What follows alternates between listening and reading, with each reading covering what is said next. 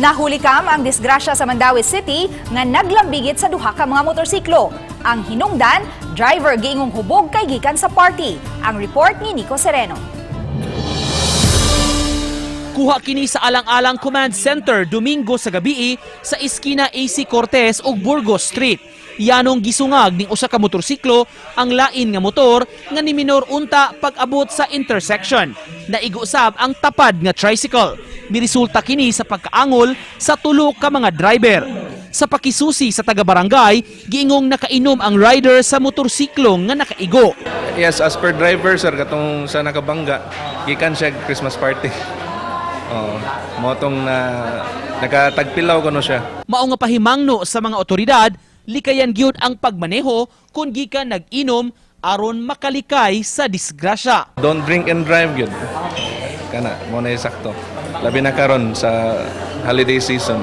Aminado sab niini ang kapulisan kun diin usa sa hinungdan sa mga disgrasya ang pagkahubog sa mga driver.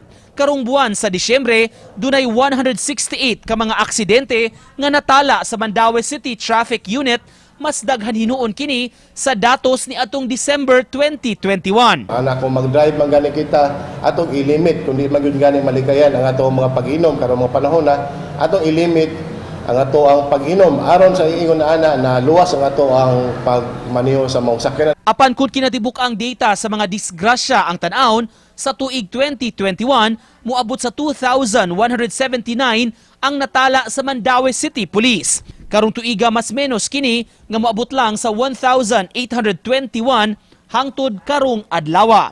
So hinapunta no among gihangyo ato ang mga residente sa Mandaue na makipagkooperata sa mga pahimangno, sa mga kadalanan, mo follow ta sa mga traffic signs, sa mga traffic lights, o ipadayon ang inyong pagkigalayon o kooperasyon.